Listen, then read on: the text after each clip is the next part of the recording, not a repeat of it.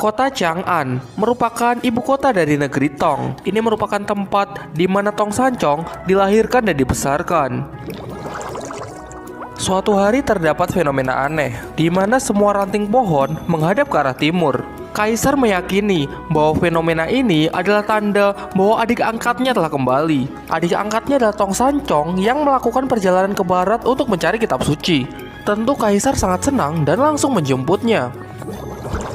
Lalu ia langsung membawanya ke istana untuk berbincang-bincang. Di tengah obrolan mereka, seorang prajurit datang dan melaporkan bahwa telah muncul sesosok monster di pinggir kota. Kemudian Kaisar dan Tong Sancong pun pergi untuk melihatnya secara langsung. Dan benar saja, terlihat monster kera raksasa berjalan menuju kota Chang'an. Seluruh pasukan pun berusaha menghadangnya, tapi tak ada satupun serangan yang mampu melukai monster itu. Hingga Kaisar mengutus salah satu anak buahnya untuk meminta bantuan ke Istana Langit. Atas perintah Kaisar Langit, Dewa Erlang pun pergi bersama 100.000 pasukan.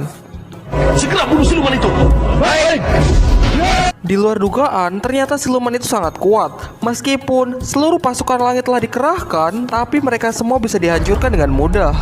Melihat hal itu, Tong Sancong pun memberanikan diri untuk mendekati monster itu. Lalu ia berusaha mengajaknya bicara agar tidak membuat kehancuran lagi. Namun kera raksasa sama sekali tidak mendengarnya. Dia terus maju dan malah menginjak tubuh Biksu Tong. Dan tentu saja ini membuat Biksu Tong tewas seketika.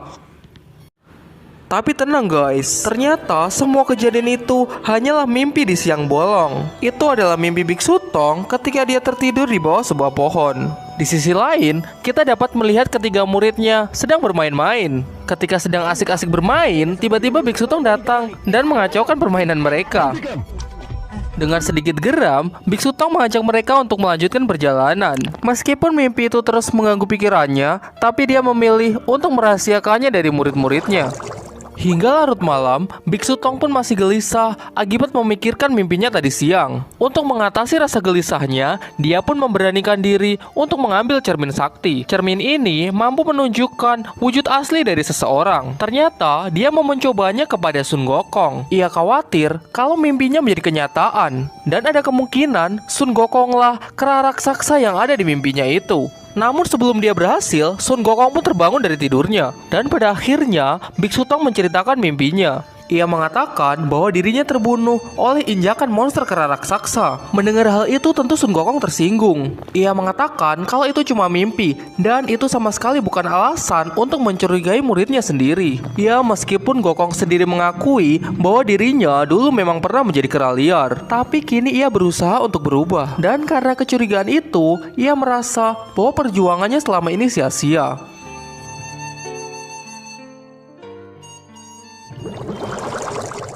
Sekarang kita beralih ke tempat lain.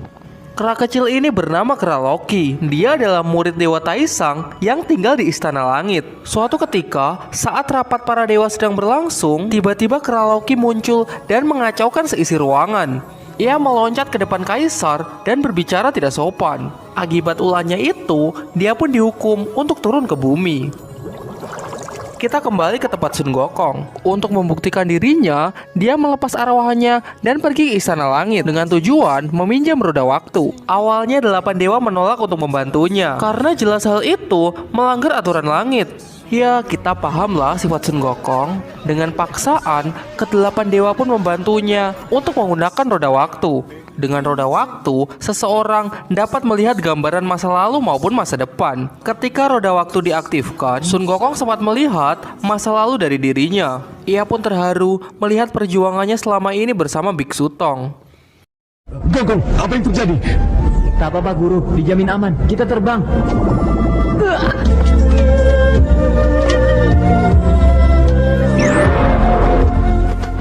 Akhirnya roda waktu menunjukkan masa mendatang. Semuanya terkejut lantaran mereka melihat monster kera raksasa di hadapan Biksu Tong. Tapi sebelum sempat melihat kelanjutannya, semuanya bubar karena mendengar Dewa Erlang telah datang.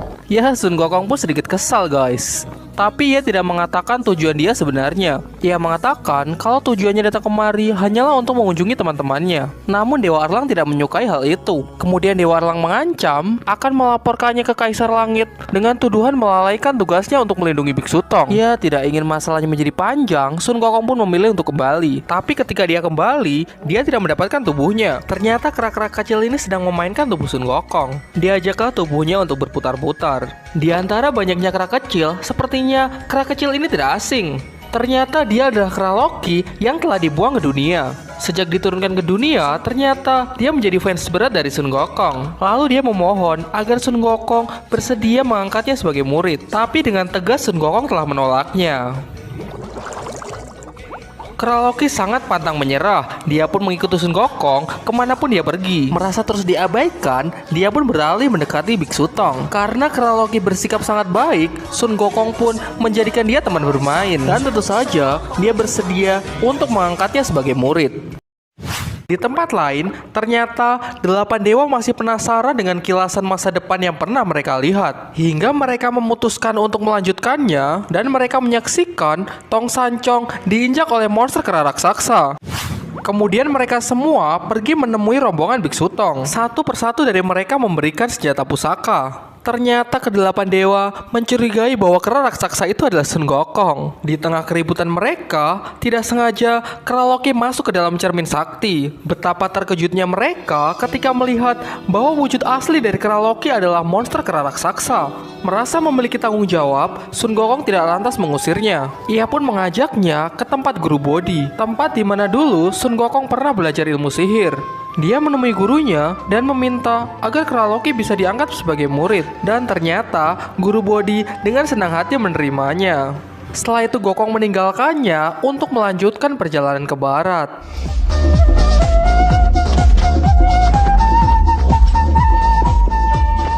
Hingga tibalah mereka di sebuah kerajaan kecil. Di sana raja menerapkan aturan bahwa orang yang diizinkan masuk adalah mereka yang memberikan benda pusaka. Singkat cerita, raja pun menceritakan bahwa negerinya sedang diteror oleh siluman. Mereka adalah 3 siluman sakti, siluman elang, siluman harimau, dan siluman gajah. Ketiganya mengancam kalau setiap tahun mereka tidak diberi benda pusaka, maka mereka akan menghancurkan negeri itu. Besoknya, Gokong menemui ketiga siluman itu. Gokong menantangnya untuk bertarung dan membuat perjanjian bahwa jika mereka kalah, mereka harus meninggalkan negeri ini. Singkat cerita, pertarungan pun dimulai. Sendirian, Sun Gokong melawan ketiga siluman itu.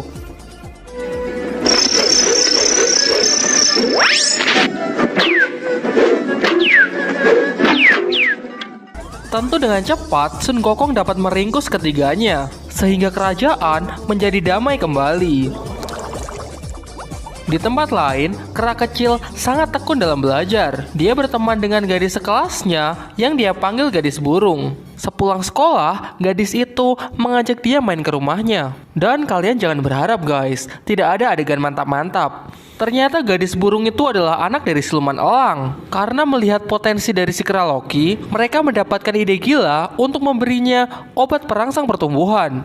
Dengan tujuan, mereka bisa memanfaatkannya demi mengalahkan Sun Gokong. Tapi tololnya, dia juga memberikan obat itu kepada anaknya, sehingga dengan cepat dia tumbuh dewasa. Demikian juga si kera Loki. Tapi setelah tumbuh dewasa, dia berubah lagi menjadi wujud buasnya. Ia pun tak dapat mengendalikan dirinya dan gadis burung mengajaknya untuk keluar dari ruangan itu.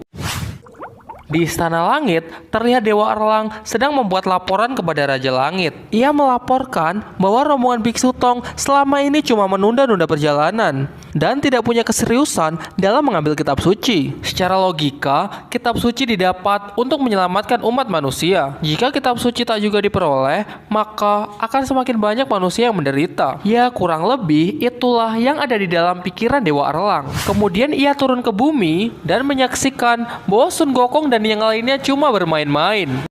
Setelah itu Biksu Tong datang dan menyatakan bahwa dia akan segera melanjutkan perjalanan. Di sisi lain, kera Loki semakin hari tubuhnya kian membesar. Hingga suatu hari gadis burung kehilangan jejaknya dan dia melihat jejak kaki monster. Sementara itu, rombongan Biksu Tong beristirahat di sebuah lembah. Tiba-tiba Sun Gokong mengatakan kalau dirinya rindu terhadap kera Loki. Dia pun menggunakan ilmu sihirnya untuk melihatnya menggunakan cermin sakti. Betapa terkejutnya mereka ketika melihat kera Loki kini menjadi kera raksasa. Melihat hal itu, Sun Gokong sangat marah. Dia langsung pergi untuk mencari kera itu. Melihat Sun Gokong pergi meninggalkan gurunya, Yan Qian si Dewa Erlang lalu mengejar Sun Gokong. Ternyata Dewa Erlang selama ini selalu memata-matai rombongan Biksu Tong. Dan ketika ia melihat mereka melalaikan tugasnya, ia pun segera bertindak. Sebenarnya ada alasan guys, kenapa Dewa Erlang begitu disiplin. Nanti akan dijelaskan di bab selanjutnya. Sifat liarmu memang sulit diubah. Aku sudah memperingatkanmu. Jika kau berani membatalkan perjalanan, aku tidak akan mengampunimu. Aku ada urusan penting. Minggir kalian. Lewati aku dulu. Ketika Gokong nyaris bertarung, tiba-tiba Cupatke memanggilnya. Sehingga Gokong pun harus kembali ke tempat gurunya. Lain kali kalian takkan seberuntung ini. Ternyata sesaat Sun Gokong pergi, ratusan siluman langsung menyerbu Biksu Tong. Dalam hatinya, sebenarnya Sun Gokong sangat ingin menyelamatkan kera kecil. Tapi ketika melihat gurunya yang bersinar suci, sehingga menjadi banyak incaran siluman, serta kedua adiknya yang terlihat kuat namun sebenarnya sangat lemah, sehingga dia mengurungkan niatnya dan lebih memilih untuk melindungi mereka. Di tempat lain, gadis burung sudah kembali ke ayahnya. Ia menceritakan bahwa si kera kecil kini telah menjadi kera raksasa.